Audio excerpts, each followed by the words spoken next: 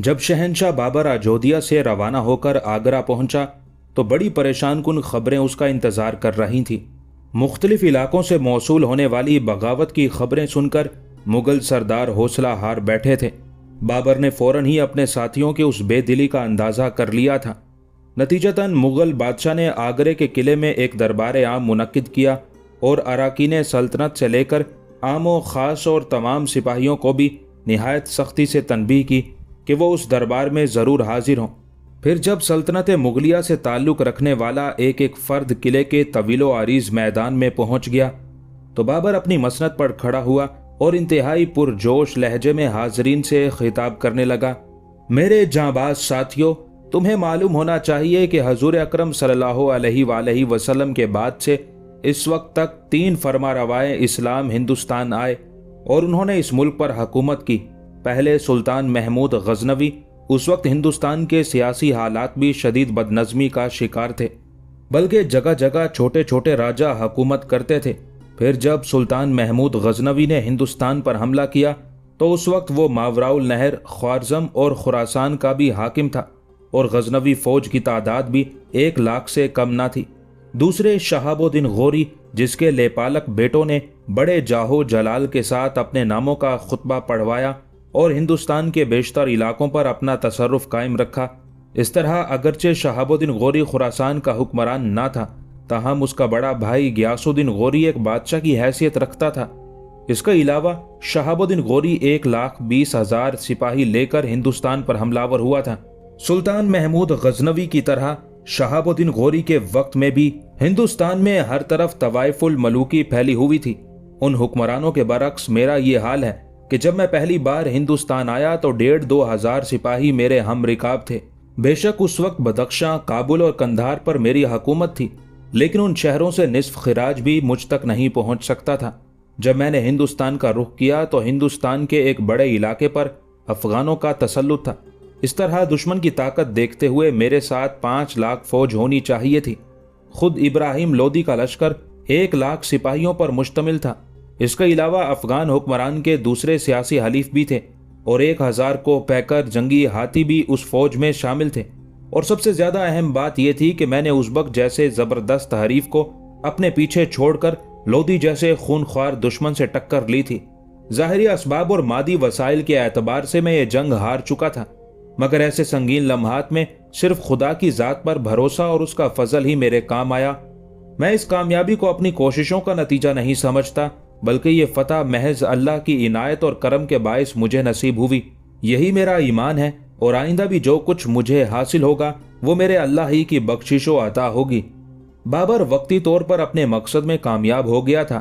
شہنشاہ کی اس اثر انگیز تقریر نے مغل سرداروں کو نیا حوصلہ بخشا تھا۔ دربار عام سے خطاب کرنے کے بعد دوسرے دن بابر نے شاہان ہند کے خزانوں کا معائنہ کیا۔ امرائے سلطنت کا خیال تھا کہ دوسرے بادشاہوں کی طرح ہندوؤں کی رسم کے مطابق دولت کے ان خزانوں پر سانپ بن کر بیٹھ جائے گا، مگر اس وقت عام سرداروں کی یہ قیاس آرائی غلط ثابت ہوئی جب بابر نے دونوں ہاتھوں سے دولت لٹانی شروع کر دی۔ مغل شہنشاہ نے اپنے فرزند اکبر شہزادہ ہمایوں کو 3.5 لاکھ روپے نقد اور 1 سر بمہر خزانہ عطا کیا۔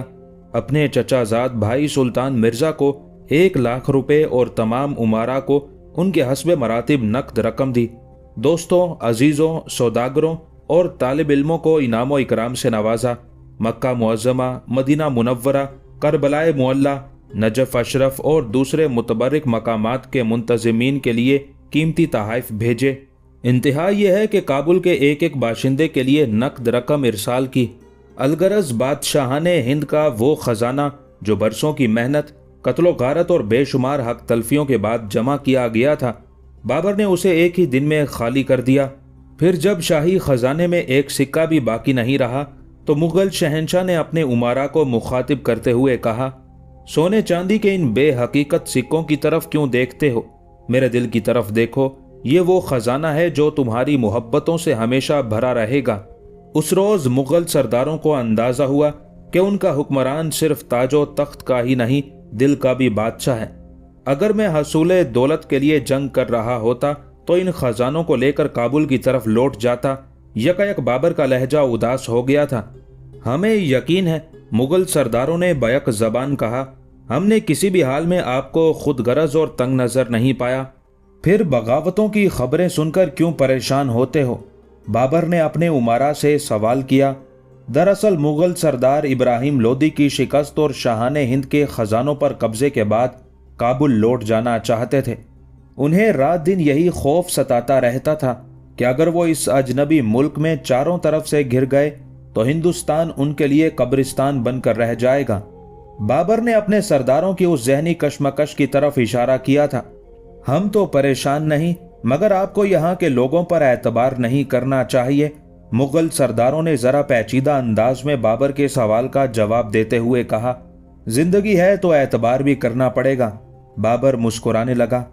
اگر میں لوگوں پر شک کرنے لگوں تو پھر بے اعتباری کا سلسلہ خود میری ذات پر ختم ہوگا۔ مغل شہنشاہ نے بڑی عجیب بات کہی تھی، جسے سن کر امرائے سلطنت خاموش ہو گئے۔ سیاسی انتشار میں روز بروز اضافہ ہوتا رہا۔ بابر بڑے صبر و تحمل کے ساتھ اس بگڑتی ہوئی صورتحال کا جائزہ لے رہا تھا۔ ہندوستانی باشندے مغلوں سے بہت زیادہ خوف زدہ تھے، اس لیے وہ شروع میں اطاعت گزاری کے بجائے بابر کی مخالفت پر کمر بستہ رہتے تھے۔ نتیجتاً قاسم خان نے سنبھل میں، حسن خان میواتی نے میوات میں، محمد زیتون نے دھولپور میں، تاتار خان نے گوالیار میں، قطب خان نے اٹاوا میں، عالم خان نے کالپی میں اور نظام خان نے بیانہ میں خود مختاری کا اعلان کر دیا۔ دریائے گنگا کے اس پار کے علاقے پر طاقتور افغان امیر نصیر خان لوہانی اور معروف خان فرمولی قابض ہو گئے تھے۔ اگرچہ دونوں سلطان ابراہیم لودھی کے مطیع و فرما بردار نہ تھے، تاہم مصلحت وقت کے پیش نظر پانی پت کی جنگ کے بعد انہوں نے بہار خان ول دریا خان لوہانی کو سلطان محمد کا لقب دے کر اسے اپنا بادشاہ تسلیم کر لیا تھا۔ پھر یہ سب کے سب ایک لشکر جرار لے کر کنوج سے آگرے کی طرف بڑھے۔ ہر علاقے کے حاکم کی زبان پر ایک ہی نعرہ تھا، مغلوں کو ہندوستان سے نکالے بغیر ہم چین سے نہیں بیٹھیں گے۔ یہ بابر کے لیے بڑی آزمائش کا وقت تھا۔ اسی دوران بیبن خان جلوانی بھی مغل شہنشاہ سے ناراض ہو کر سلطان محمد سے جا ملا۔ پھر ان لوگوں نے مل کر ہندوستانی رعایا کو اس حد تک بھڑکایا کہ شہروں اور قصبوں کے باشندے بھی بابر کی مخالفت کرنے لگے۔ پھر ایک دن نوبت یہاں تک پہنچ گئی کہ انسانوں کو اناج اور جانوروں کو چارہ بھی بڑی مشکل سے دستیاب ہونے لگا۔ اسے گردش وقت ہی کہا جا سکتا ہے کہ اس سال خلاف معمول گرمی بھی بہت زیادہ پڑی۔ مغل سرد علاقوں کے رہنے والے تھے، وہ اس ناسازگار موسم کو برداشت نہ کر سکے۔ گرمی کی شدت اور لو سے کئی مغل سردار ہلاک ہو گئے۔ اس موقع پر خواجہ کلاں اور دوسرے معزز سرداروں نے بابر کو مشورہ دیتے ہوئے کہا، صرف مقامی باشندے ہی نہیں، یہاں کا موسم بھی ہمارے خلاف ہو چکا ہے۔ اب بہتری اسی میں ہے کہ جلد از جلد کابل لوٹ چلیں اور اس فتح کو غنیمت سمجھیں۔ مغل سردار جو کچھ دن بابر کی پرجوش تقریر سن کر سنبھل گئے تھے، ایک بار پھر گھبرا کر اپنے وطن کی طرف دیکھنے لگے۔ بابر جو انتہائی ناگوار فضا میں بھی مسکرانے کا عادی تھا، اپنے سرداروں کا مشورہ سن کر غضبناک ہو گیا۔ میں اپنی تمام عمر کی محنت پر خاک ڈال دوں اور فتح کیے ہوئے ملک کو چھوڑ کر کابل چلا جاؤں، پھر شطرنج کا بادشاہ بن کر اپنی بیچارگی کا تماشا دیکھتا رہوں۔ شہنشاہ کے بگڑے ہوئے تیور دیکھ کر دوسرے سردار تو خاموش بیٹھے رہے، مگر بابر کا دست راست خواجہ کلاں بے اختیار بول اٹھا، شہنشاہ کچھ بھی کہیں مگر میں ہندوستان کے اس دوزخ میں جلنے کے لیے تیار نہیں ہوں۔ یہ ہندوستان ہے یا بیمارستان، یہ جہنم اور بیماریوں کا گھر ہی صحیح، مگر تمہیں میرے ساتھ ہی رہنا ہوگا خواجہ۔ بابر نے بڑے ناز کے ساتھ اپنے جانباز سپہ سالار کو مخاطب کرتے ہوئے کہا تھا۔ یہ وہی خواجہ کلاں تھا جس کی شمشیر آبدار نے بڑے بڑے دشمنوں کے سر قلم کیے تھے اور بابر کی فتوحات کے سلسلے میں نمایاں کردار ادا کیا تھا۔ نہیں عزت مآب، خواجہ کلاں نے صاف صاف کہا، یہ خادم اب ایک لمحے کے لیے بھی یہاں نہیں ٹھہر سکتا، بس غلام کو اجازت دیجیے۔ خواجہ کلاں اس قدر بدحواس ہو گیا تھا کہ اسے اپنے لہجے پر بھی قدرت حاصل نہیں رہی تھی اور وہ مغل شہنشاہ سے شدید طنزیہ گفتگو کر رہا تھا۔ بابر بڑی حسرت سے اپنے ایک جان نثار ساتھی کو جاتے ہوئے دیکھتا رہا۔ خواجہ کلاں نے ہندوستان سے رخصت ہوتے وقت دہلی کی ایک عمارت پر نمایاں حروف میں فارسی زبان کا یہ شعر لکھ دیا، میری دعا ہے کہ میں سلامتی کے ساتھ یہاں سے چلا جاؤں، اس کے بعد اگر پھر کبھی میرے دل میں ہندوستان آنے کی خواہش پیدا ہو تو خدا اسی دنیا میں میرا منہ کالا کر دے۔ शहंशाह बाबर को अपने मोतमद ख़ास ख्वाजा कलां के हिंदुस्तान से चले जाने का बहुत अफसोस था। मुग़ल हुक्मरान ने कई रोज़ तक अपने दीगर उमारा से उस मौजू पर कोई गुफ्तगू नहीं की। फिर एक दिन बाबर ने अपने तमाम बाअसर और नामवर सरदारों को खलवत में तलब किया। तुम सब लोगों ने अपनी आंखों से ये मंजर देखा है कि ख्वाजा कलां मेरा दस्ते रास्त, मेरा हरफ एतबार मुझे उस वक्त छोड़कर चला गया जब मैं चारों तरफ से दुश्मनों के नरगे में घिरा हुआ हूं। मुगल शहंशाह अपने उमारा को मुखातिब करते हुए बोला, अगरचे मैं ख्वाजा के बढ़ते हुए कदमों को हुक्म शाही की जंजीर पहना सकता था, लेकिन मुझे अपने साथियों पर जबर करने की आदत नहीं है। यह कहकर बाबर चंद लम्हों के लिए खामोश हो गया। मुगल सरदार बड़ी हैरत से अपने फरमा रवा का चेहरा देख रहे थे, जो हमेशा की तरह शिगुफ्ता और शादाब था। बाबर को ख्वाजा कलां के बिछड़ जाने का कलक था, मगर लहजे में गैज़ो गज़ब या तहकीर व नफ़रत का रंग नुमाया नहीं था। मैं तुम पर भी अपनी मर्जी मुसल्लत नहीं करता, बाबर ने ठहर ठहर कर कहा। मैंने तुम लोगों की वापसी के लिए कसरे शाही के सारे दरवाजे खोल दिए हैं। जिस दरवाजे से चाहो निकल कर काबुल चले जाओ। बाबर ने बड़े सहल अंदाज में इतना बड़ा फैसला सुना दिया था, जैसे मुगल सरदारों का हिंदुस्तान छोड़कर चले जाना कोई बहुत ही मामूली वाकया हो। इसमें कोई शक नहीं कि हम लोग हिंदुस्तान के हलाकत खेज मौसम से सख्त बेजार हैं। मुगल शहंशाह ने मुस्कुराते हुए कहा। बज़ाहिर मुगल सरदारों के पास बाबर के उस सवाल का कोई माकूल जवाब नहीं था, लेकिन फिर भी वो अपनी बात पर कायम रहे। शहंशाह हमसे बेहतर जानते हैं कि हिंदुस्तान और काबुल के मौसमों में कोई तकाबुल ही नहीं है। दूसरे मुगल सरदार ने अपनी मंतिक पेश करते हुए कहा, कहाँ ये इंसानी जिस्मों को झुलसा देने वाली बादे समूम, नए नए अमराज पैदा करने वाली मुसलसल बारिश, फिर जिंदगी से बेजार कर देने वाला हब्स, और कहाँ वो जाफिजा हवाएं और खुमार अंगेज़ो हयात बख्श मौसम। मौसमों के इस फ़र्क को मैं खुद भी तस्लीम करता हूँ, मगर याद रखो कि समरकंद व फरगाना और काबुल के मौसम तुम्हारी जिंदगी की जमानत नहीं दे सकते। शहंशाह ज़हीरुद्दीन बाबर ने एक एक लफ्ज़ पर जोर देते हुए कहा, इस अजनबी दियार के बाशिंदे शायद इस राज से वाकिफ ना हो, मगर तुम लोग मुझे खूब जानते हो कि मैंने किस कदर नाजो नेम के माहौल में परवरिश पाई है। फिर मैं तुमसे हिंदुस्तानी मौसम की शिकायत क्यों नहीं करता। बरसाती बीमारियों से सिर्फ तुम ही नहीं, मैं भी तो मुतासिर हूँ। मौसम गर्मा की आतिशबार हवाएं सिर्फ तुम्हें ही नहीं, मुझे भी फूंके डाल रही हैं, मगर मैंने तो इस मौसम का कभी शिकवा नहीं किया। ये कहते कहते बाबर की आवाज़ किसी कदर तेज हो गई थी। बात यह नहीं कि ख्वाजा कलां मौसम की सख्तियों से बेजार होकर काबुल चला गया, हकीकत यह है कि वो मौत से डर गया। उसने गर्मी की शिद्दत और लू के असरात से कई मुगल सरदारों को हलाक होते देखा, और फिर अपनी नादानी के सबब यह समझ बैठा कि हिंदुस्तान की शोला रेज हवाएं उसे भी जला डालेंगी। हालांकि वो बड़ा बेजिगर इंसान है। उसने मेरे दोष बदोश कई खौफनाक जंगें लड़ी हैं, मगर पता नहीं वो कौन सा लम्हा था जब उस जैसे जांबाज इंसान के आहनी आसाब खौफ व दहशत का शिकार हो गए। हम भी मौत से नहीं डरते शहंशाह, बैक वक्त कई मुगल सरदारों ने कहा। हमें तो बस हिंदुस्तान के इस बेहुदा मौसम से शिकायत है। बज़ाहिर मुगल सरदार मौसम की सख्तियों का बहाना करके काबुल लौट जाना चाहते थे, मगर हकीकतन वो सब के सब नई नई बगावतों और सियासी इंतशार से खौफजदा थे। तो क्या बदख्शां, समरकंद, बुखारा और काबुल का मौसम तुम्हें मौत से बचा लेगा? यकायक शहंशाह बाबर के लहजे से हल्की सी तलखी झलकने लगी थी। तुम क्या जानो कि मौसम किसे कहते हैं? मैं सिर्फ एक जंगजू हुक्मरान ही नहीं, नर्मो नाजुक जज्बों का शायर भी हूं। एक शायर से पूछो कि मौसम क्या होता है। बाबर बहुत ज्यादा जज्बाती हो गया था। जो लोग मौसम की सख्तियां बर्दाश्त नहीं कर सकते, उन्हें यह गर्दिश माहो साल हरफे गलत की तरह मिटा देती है। मैं हिंदुस्तान की गर्म हवाएं इसलिए बर्दाश्त कर रहा हूं कि मुझे ज्यादा इज्जत और ज्यादा सरबुलंदी दरकार है। मैं नहीं जानता कि तुमने जिंदा रहने के लिए कौन सा मयार मुकर्रर किया है। बहरहाल तुम में से जो शख्स भी काबुल जाना चाहे, मेरी इजाजत के बगैर चला जाए। आज किसी के लिए कोई पाबंदी नहीं, कोई कानूनी जबर नहीं और किसी रिश्ते का कोई हवाला नहीं। बाबर की बात सुनकर मुगल सरदारों के चेहरों पर खुशी का गहरा रंग झलकने लगा। आप भी हमारे हमरा काबुल तशरीफ ले चलिए, बाबर के एक मोतमद अमीर ने पुरजोश लहजे में कहा। अगर तुम्हारा ये मशवरा मेरे लिए काबिल अमल होता तो ख्वाजा को तन्हा क्यों जाने देता? بابر کے لہجے میں تلخی کا شائبہ تک نہ تھا، مگر پھر بھی اس کی آواز سرد تھی۔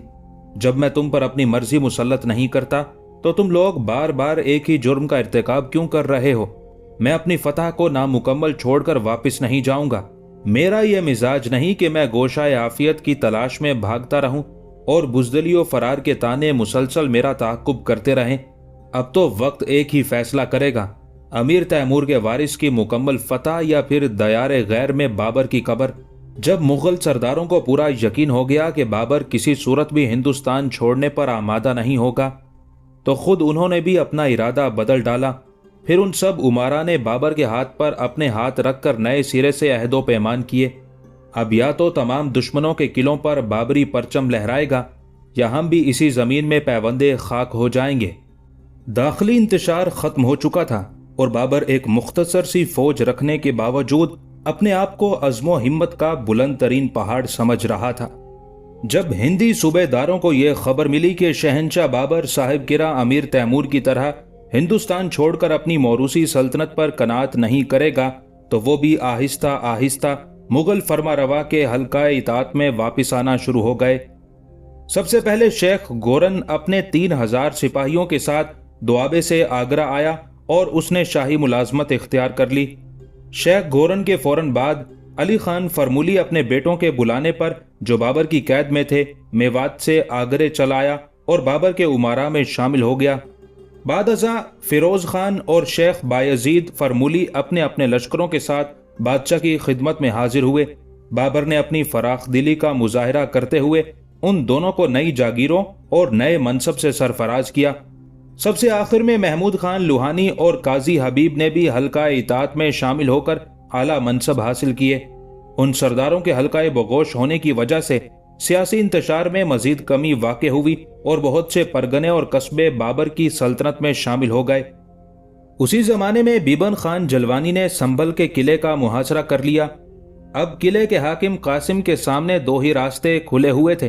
پہلا یہ کہ قاسم تنہا جلوانی کا مقابلہ کرے اور شکست و ذلت سے دوچار ہو کر ہمیشہ کے لیے تباہ و برباد ہو جائے۔ دوسرا یہ کہ وہ بابر کے حلقہ اطاعت میں شامل ہو کر مغل شہنشاہ سے فوجی امداد کی درخواست کرے۔ قاسم نے بہت غور و فکر کے بعد دوسرا راستہ اختیار کیا۔ شہنشاہ بابر نے ایک لمحہ ضائع کیے بغیر مرزا مہدی کوکلتاش کو قاسم کی مدد کے لیے روانہ کر دیا۔ مہدی نے دریائے جمنا کو عبور کیا اور بڑے خوفناک انداز میں بیبن خان جلوانی سے ٹکرا گیا۔ افغان سردار کو شکست ہوئی اور وہ میدان جنگ سے فرار ہو کر سنبھل کی حدود سے بہت دور چلا گیا۔ قاسم نے شکر گزاری کے طور پر اپنا قلعہ مرزا مہدی کوکلتاش کے حوالے کر دیا اور خود شہنشاہ ظہیر الدین بابر کے امارا میں شامل ہو گیا۔ بابر نے سنبھل کا قلعہ اپنے فرزند اکبر شہزادہ ہمایوں کے سپرد کر کے اسے مشرقی علاقوں کے افغانوں کی سرکوبی کے لیے روانہ کیا۔ شہزادہ ہمایوں سنبھل سے روانہ ہو کر قنوج کے گرد و نواح میں پہنچا۔ اس علاقے میں بابر کے دشمنوں اور سلطنت مغلیہ کے باغیوں کا اجتماع تھا۔ وہ افغان سپاہی جو بابر سے سلطان ابراہیم لودھی کی شکست کا انتقام لینا چاہتے تھے، ان کی تعداد 40,000 سے بھی زیادہ تھی۔ ہمایوں کا خیال تھا کہ اس مقام پر ایک خون ریز جنگ ہوگی اور پھر اس کے بعد ہی کوئی نتیجہ برآمد ہو سکے گا، مگر اس وقت مغل شہزادے کی حیرت کی کوئی انتہا نہ رہی جب بہادر افغانوں کا لشکر کثیر جنگ کیے بغیر ہی جونپور کی طرف فرار ہو گیا۔ یہ شہنشاہ بابر کی بلند اقبالی ہی تھی کہ ہمایوں نے اپنی تلواریں بھی بے نیام نہیں کی اور نصرت و کامیابی نے آگے بڑھ کر اس کے قدم چوم لیے۔ افغان امیروں میں صرف فتح خان شیروانی ہمایوں کی خدمت میں حاضر ہوا۔ مغل شہزادے نے بڑی خوش دلی کے ساتھ شیروانی کا استقبال کیا اور پھر اسے اپنے ایک معتمد امیر مہدی خواجہ کے ہمراہ شہنشاہ کی بارگاہ جلال میں روانہ کر دیا۔ بابر نے بھی بڑے بے تکلفانہ انداز میں فتح خان شیروانی کو خوش آمدید کہا، پھر اسے مجلس نشاط میں طلب کر کے اپنا خاص لباس عطا کیا اور ایک بڑی جاگیر بخشی۔ بابر کے اس مشفقانہ سلوک نے افغانوں کے دل و دماغ پر چھایا ہوا نفرت و انتقام کا سارا غبار دھو ڈالا۔ پھر وہ ایک ایک کر کے چغتائی خاندان کے اطاعت گزار اور فرما بردار بن گئے۔ بیانہ کا حاکم نظام خان بھی رانا سانگا سے خوف زدہ رہتا تھا۔ رانا سانگا نسلاً راجپوت تھا اور ہندوستان کے تمام ہندو راجاؤں میں اسے سب سے زیادہ فوجی طاقت حاصل تھی۔ رانا سانگا نظام خان کی حکومت پر بری نظر رکھتا تھا۔ اور بہت دنوں سے اس طاق میں تھا کہ کوئی مناسب موقع ملے اور وہ آگے بڑھ کر بیانہ پر قبضہ کر لے۔ پھر جب راجپوت حکمران نے ہر طرف سیاسی انتشار کی آندھیاں چلتی دیکھی تو بیانہ پر لشکر کشی کے منصوبے بنانے لگا۔ نظام خان نے رانا سانگا کے خطرناک تیور دیکھ کر بابر کی خدمت میں یہ درخواست پیش کر دی کہ آج سے اسے بھی مغل سلطنت کا اطاعت گزار اور وفادار تصور کیا جائے۔ شہنشاہ بابر نے بلا تاخیر نظام خان کی درخواست منظور کر لی اور اس کے ساتھ ہی ایک خط بھی تحریر کیا کہ وہ بیانہ کا قلعہ مغل فوج کے حوالے کر دے۔ نظام خان نے بابر کے اس مکتوب کے جواب میں لکھا کہ وہ ذاتی طور پر مغل شہنشاہ کا فرما بردار ہے مگر اپنا قلعہ چغتائیوں کے حوالے نہیں کرے گا۔ بابر نے نظام خان کا خط پڑھ کر فوری طور پر اپنے امراء کا ہنگامی اجلاس طلب کر لیا۔ پھر جب اجلاس میں نظام خان کا جوابی خط پڑھ کر سنایا گیا تو اکثر مغل سرداروں نے بیک زبان کہا، نظام خان کے اس خط سے نفاق اور مصلحت پرستی کی بو آتی ہے۔ وہ رانا سانگا کی فتنہ گری سے نجات حاصل کرنے کے لیے شہنشاہ کی پناہ ڈھونڈ رہا ہے۔ جب راجپوت حکمران کا خطرہ مکمل طور پر ٹل جائے گا تو وہ بھی دوسرے بدعہدوں کی طرح اپنے تمام وعدوں سے منحرف ہو جائے گا۔ مجھے بھی کچھ ایسا ہی محسوس ہوتا ہے، بابر نے مغل سرداروں کی رائے سے مکمل اتفاق کرتے ہوئے کہا۔ پھر چند روز تک غور و فکر کرنے کے بعد مغل شہنشاہ نے اپنے ایک معتمد سردار بابا کلی بیگ کو بیانہ کے قلعے پر قبضہ کرنے کے لیے بھیجا اور اس کے ساتھ ہی فارسی زبان میں یہ کتاب لکھ کر دیا، اے بیانہ کے حاکم، اس ترک یعنی بابر کے ساتھ مارکا آرائی نہ کر، کیونکہ سارے ہندوستان پر ترک کی ذہانت اور مردانگی ظاہر ہو چکی ہے۔ اگر تو جلد از جلد خدمت شاہی میں حاضر نہ ہوا اور تو نے میری نصیحت نہ سنی تو پھر کیا ہوگا اس کے بیان کرنے کی ضرورت نہیں۔ یہ کتاب بابا کلی بیگ کے حوالے کرنے کے بعد بابر نے اپنے سپہ سالار کو ہدایت کی، سب سے پہلے میرے یہ اشعار نظام خان تک پہنچا دینا، اگر وہ انہیں پڑھ کر قلعے سے باہر نکل آئے تو اس پر تلوار نہ کھینچنا اور اس سے دوستوں کی طرح سلوک کرنا، اور اگر وہ میری تنبیہ کو مذاق میں اڑا دے تو پھر قلعے کی اینٹ سے اینٹ بجا دینا۔ مغل سردار بابا کلی بیگ نے ایسا ہی کیا اور نظام خان کے جواب کا انتظار کرنے لگا۔ دوسرے دن قلعے کا دروازہ کھلا۔ بابا کلی بیگ سمجھا کہ نظام خان نے شہنشاہ کے خط کے جواب میں مکمل اطاعت قبول کر لی ہے اور وہ بیانہ کا قلعہ مغلوں کے حوالے کرنے کے لیے اپنے سفیروں کو بھیج رہا ہے۔ مگر بابا کلی بیگ کی یہ غلط فہمی اس وقت دور ہو گئی جب قلعے سے ہزاروں مسلح سپاہی نکلے اور اس میدان کی طرف بڑھنے لگے جہاں مغل فوج خیمہ زن تھی۔ پھر بیانہ کے نواح میں ایک خونریز جنگ ہوئی جس میں بابا کلی بیگ نے شکست کھائی۔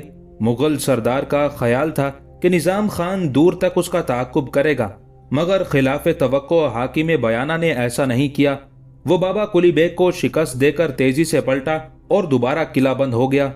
رانا سانگا اسی موقع کی تلاش میں تھا۔ اس نے جیسے ہی نظام خان کو مغل فوج سے الجھتے دیکھا فوری طور پر اپنے لشکر کو بھی حرکت میں لے آیا۔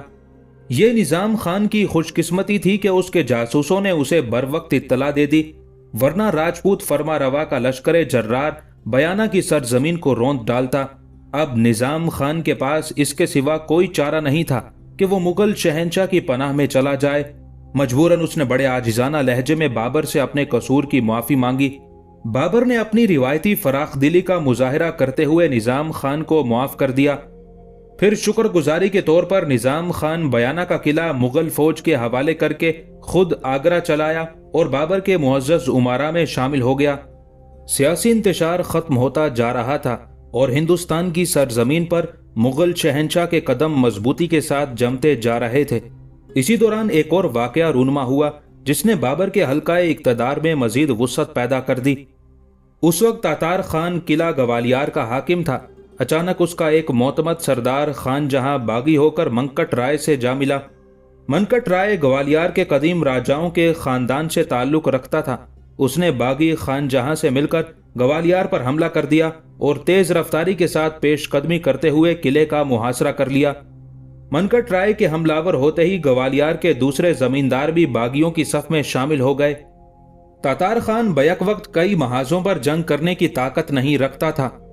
مجبوراً اس نے اپنا قاصد بھیج کر مغل شہنشاہ کی اطاعت کا اقرار کر لیا اور اس کے ساتھ ہی بابر کی خدمت میں فوجی امداد کی درخواست بھی پیش کر دی۔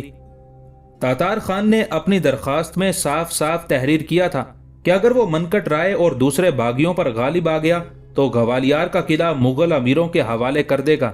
بابر نے فوراً ہی رحیم داد اور شیخ گورن کو تاتار خان کی مدد کے لیے روانہ کر دیا۔ ان دونوں شاہی امراء نے منکٹ رائے کو شکست دی اور تاتار خان کو تمام باغیوں کے فتنوں سے نجات ملی۔ پھر جب گوالیار کی فضا شورش و بغاوت کے اثرات سے پاک ہو گئی اور کسی دشمن کا کوئی خطرہ باقی نہیں رہا تو بابر کے امراء رحیم داد اور شیخ گورن نے تاتار خان کو اس کا وعدہ یاد دلاتے ہوئے کہا کہ وہ بلا تاخیر گوالیار کا قلعہ ان کے حوالے کر دے۔ کیسا وعدہ اور کہاں کا عہد؟ گوالیار کے حاکم تاتار خان نے نہایت عیاری کے ساتھ مسکراتے ہوئے کہا، وہ تو برا وقت ٹالنے کی ایک سیاسی تدبیر تھی جس میں مجھے بخیر و خوبی کامیابی حاصل ہوئی۔ تم لوگ آگرہ واپس چلے جاؤ اور اپنے بادشاہ سے جا کر کہہ دو کہ تاتار خان نے بابر سے کوئی وعدہ نہیں کیا تھا اور اس کے حضور میں مدد کی کوئی درخواست پیش نہیں کی تھی۔ تاتار خان کی عہد شکنی کا یہ انداز دیکھ کر رحیم داد اور شیخ گورن کے دل و دماغ سلگ اٹھے، مگر ان دونوں نے انتہائی قوت برداشت سے کام لیتے ہوئے اپنے اعصاب پر قابو رکھا اور کسی قسم کی جلد بازی کا مظاہرہ نہیں کیا۔ تاہم ایک خط میں ساری تفصیلات لکھ کر ایک برق رفتار قاصد کو آگرے روانہ کر دیا اور خود گوالیار کے مضافات میں ٹھہر گئے۔ حضرت شیخ محمد غوث رحمۃ اللہ علیہ گوالیار کے مشہور صاحب کرامت بزرگ تھے اور ان کے مریدوں کی ایک بہت بڑی تعداد اس شہر میں موجود تھی۔ حضرت شیخ محمد غوث گوالیاری رحمۃ اللہ علیہ تاتار خان سے خوش نہیں تھے۔ شیخ اسے مذہبی قوانین کا پابند دیکھنا چاہتے تھے، مگر تاتار خان ایک انتہائی دنیا دار انسان تھا اور وہ شیخ کی نصیحتوں کو لائق التفات نہیں سمجھتا تھا۔ حضرت غوث گوالیاری رحمۃ اللہ علیہ کی بہت دنوں سے بس ایک ہی خواہش تھی کہ تاتار خان اپنے اعمال کی اصلاح کر لے اور زیادہ سے زیادہ بندگان خدا کے حقوق کا لحاظ رکھے، یا پھر کوئی دوسرا باکردار مسلمان حاکم گوالیار پر قبضہ کر کے شیخ کے درینہ خواب کی تعبیر پیش کر سکے۔ کچھ دن پہلے جب حضرت غوث گوالیاری رحمۃ اللہ علیہ نے یہ خبر سنی تھی کہ تاتار خان قلعے کی حاکمیت سے دستبردار ہونے کے لیے آمادہ ہو گیا ہے تو وہ بہت خوش ہوئے تھے، مگر جب ان پر تاتار خان کی عیاری کا حال منکشف ہوا تو شیخ نے اس بدعہدی کو سخت ناپسند کیا اور اپنے ایک مرید خاص کو یہ پیغام دے کر رحیم داد کے پاس بھیجا، تم کسی طرح قلعے کے اندر داخل ہو جاؤ، پھر تاتار خان کا مسئلہ بہت آسانی سے حل ہو جائے گا۔ رحیم داد نے بڑی مسرت کے ساتھ حضرت شیخ کا پیغام پڑھا اور قلعے میں داخل ہونے کی تدبیریں سوچنے لگا۔ آخر بہت غور و فکر کے بعد اس نے تاتار خان کے نام ایک خط لکھا جس میں والی گوالیار سے درخواست کی گئی تھی کہ منکٹ رائے کے شب خون کی وجہ سے شاہی فوج خطرے میں گھری ہوئی ہے، اس لیے اگر اجازت مل جائے تو رحیم داد اپنے چند سپاہیوں کے ہمراہ قلعے کے اندر آ کر پناہ لے لے اور باقی لشکر قلعے کے باہر ہی موجود رہے۔ اپنے خط کے آخر میں رحیم داد نے انتہائی عاجزانہ لہجہ اختیار کرتے ہوئے تحریر کیا تھا کہ اگر تاتار خان نے اسے قلعے میں پناہ دے دی تو وہ تمام عمر حاکم گوالیار کا احسان مند رہے گا۔ تاتار خان ایک خوشامد پسند انسان تھا۔ اس نے رحیم داد کی عاجزی کو شاہی لشکر کی بے چارگی سے تعبیر کیا اور فوراً ہی بابر کے امیر کو درماندہ سمجھ کر اس کی درخواست قبول کر لی۔ پھر اسی روز شام کے قریب رحیم داد اپنے چند آدمیوں کے ساتھ ڈرا سہما سا قلعے کے اندر داخل ہوا۔ تاتار خان کے حکم کے مطابق رحیم داد نے اپنے خادم کو دربانوں کے پاس چھوڑ دیا تاکہ وہ اس کے خاص آدمیوں کو پہچان کر قلعے کے اندر لے آئے۔ تاتار خان پر غرور کا نشہ طاری تھا، اس لیے وہ رحیم داد کی چال کو سمجھنے سے قاصر رہا اور بابر کے اس ہوشیار و دانا امیر کو محض ایک شکستہ حال پناہ گیر سمجھ کر غفلت کی گہری نیند سو گیا۔ قلعے کے اکثر دربان حضرت شیخ محمد غوث گوالیاری رحمۃ اللہ علیہ کے مرید تھے، وہ سب کے سب رحیم داد کے پیادہ سپاہیوں سے مل گئے۔ بعض دربان چند ضروری اشیاء لانے کا بہانہ کر کے رات کے اندھیرے میں قلعے سے باہر چلے گئے اور پھر ایک بڑی تعداد میں مغل سپاہیوں کو اندر لے آئے۔ قلعے کے کچھ محافظ حضرت شیخ گوالیاری رحمۃ اللہ علیہ کے مریدوں میں شامل نہیں تھے، نتیجتاً ان لوگوں نے مزاحمت کی تو بہت سی بے نیام شمشیروں نے ان کی زبانیں بند کر دی۔ پھر وہ لوگ انتہائی جبر کے عالم میں خاموشی کے ساتھ یہ پراسرار تماشا دیکھتے رہے۔ صبح جب تاتار خان نیند سے بیدار ہوا تو قلعے کا نقشہ ہی بدلا ہوا تھا۔ اس کے وہم و گمان میں بھی نہ تھا کہ بساط سیاست اس قدر ناقابل بیان اور حیرت انگیز طریقے سے الٹ دی جائے گی۔ تاتار خان نے بڑی بے بسی کے ساتھ چاروں طرف نظر ڈالی۔ اب وہ اپنے ہی گھر میں غیروں کا قیدی تھا۔ پھر تاتار خان نے چپ چاپ قلعہ شیخ گورن رحیم داد کے حوالے کیا اور خود آگرہ پہنچ کر بارگاہ شاہی میں حاضر ہو گیا۔ بابر حاکم گوالیار کو دیکھ کر مسکرایا۔ تو یہاں کیسے آ گیا تاتار خان؟ بابر نے پرجلال لہجے میں سوال کیا۔ میں اپنی غلطی پر بے حد نادم ہوں شہنشاہ۔ تاتار خان کا لہجہ انتہائی معذرت خواہانہ تھا۔ غلطی نہیں، بدعہدی۔ یکایک شہنشاہ بابر کی آواز بلند ہو گئی تھی اور اس سے کسی قدر غصہ جھلک رہا تھا۔ دونوں میں بڑا فرق ہے تاتار خان۔ عزت مآب، میں خوب جانتا ہوں۔ بارے ندامت سے تاتار خان کی گردن جھکی ہوئی تھی۔ مگر تو بدعہدی کی سزا نہیں جانتا۔ شہنشاہ بابر کا لہجہ کچھ اور غضبناک ہو گیا تھا۔ تاتار خان نے گھبرا کر مغل حکمران کی طرف دیکھا۔ حاکم گوالیار نے بابر کے لہجے کی کاٹ اور لفظوں کی نشتریت کو محسوس کر لیا تھا اور اب اسے اپنے سر پر شمشیر قضا لہراتی نظر آ رہی تھی۔ شہنشاہ اس پر قادر ہیں کہ مجھے معاف فرما دیں یا؟ تاتار خان نے ہوشیاری سے کام لیتے ہوئے اپنا جملہ نامکمل چھوڑ دیا تھا۔ جب تو میرے حلقہ اطاعت میں شامل ہوا تھا اور تو نے مجھ سے مدد کی درخواست کی تھی تو میں نے بھی اپنے آپ سے ایک عہد کیا تھا کہ تجھے ایک معزز و محترم امیر کا منصب دے کر گرا بہا انعام سے سرفراز کروں گا، لیکن اب یہ سوچ رہا ہوں کہ تیری وعدہ فراموشی کے بعد میں اپنا عہد بھی توڑ ڈالوں۔ بابر کے لہجے کی تندی و تیزی بڑھتی جا رہی تھی۔ تاتار خان کے چہرے پر وحشت برسنے لگی تھی اور اسے اپنا خوفناک انجام قریب تر نظر آ رہا تھا۔ مگر میں عام لوگوں کی طرح اپنا عہد نہیں توڑوں گا۔ آج خلاف معمول بابر کے ہونٹوں سے لفظوں کی شکل میں نفرت و غضب کا لاوا ٹپک رہا تھا۔ جس طرح دنیا میں میرے افو در گزر کی داستانیں مشہور ہیں، اسی طرح میں چاہتا ہوں کہ اطراف عالم میں میرے قہر و غضب کے قصوں کی گونج بھی سنائی دے۔ مغل سردار بھی اپنے فرما روا کا بدلا ہوا رنگ دیکھ کر سکتے کسی کیفیت سے دوچار تھے۔ اگر میں تجھے زندان کے حوالے کر کے تیرے جسم کو مسلسل جبر و تشدد کا نشانہ بنا ڈالوں یا تیرا سر کاٹ کر گوالیار کے باشندوں کے پاس بھیج دوں تو کیا یہ ناانصافی ہوگی؟ شہنشاہ بابر کے خوفناک تیور دیکھ کر تاتار خان کی آنکھیں پتھرا گئی تھیں اور وہ مغل شہنشاہ سے رحم کی نئی درخواست کرنا بھی بھول گیا تھا۔ کچھ دیر تک دربار شاہی پر موت کا سناٹا طاری رہا۔ پھر خود بابر ہی نے اس سکوت کو توڑا۔ مگر میں عہد شکنی نہیں کروں گا۔ تاتار خان کے عہد کی پاسداری ہی انسان ہونے کی دلیل ہے۔ تو نے کھلی آنکھوں سے اس دنیا کو نہیں دیکھا۔ اگر دیکھ لیتا تو تجھ پر یہ راز فاش ہو جاتا کہ بعض جانور بھی اپنا عہد نہیں توڑتے۔ تو میری مجلس میں سر جھکائے چلا آیا۔ بس میرے اطمینان کے لیے یہی کافی ہے۔ جا، میں نے تجھے معاف کیا اور اپنے معزز امراء کی جماعت میں شامل کر لیا۔ اس کے ساتھ ہی بابر نے 20 لاکھ چاندی کے سکے تاتار خان کو بطور انعام بخشے۔ یہ اعلیٰ ظرفی اور رواداری کی ایک روشن مثال تھی، جس کے جواب میں تاتار خان نے سرے دربار گھٹنوں کے بل جھک کر بابر کے ہاتھ کو بوسہ دیا اور با آواز بلند کہا، شہنشاہ، آپ نے میرے دل کو فتح کر لیا۔ بے شک آپ عظیم ہیں اور ہندوستان پر حکمرانی کا حق صرف آپ ہی کو حاصل ہے۔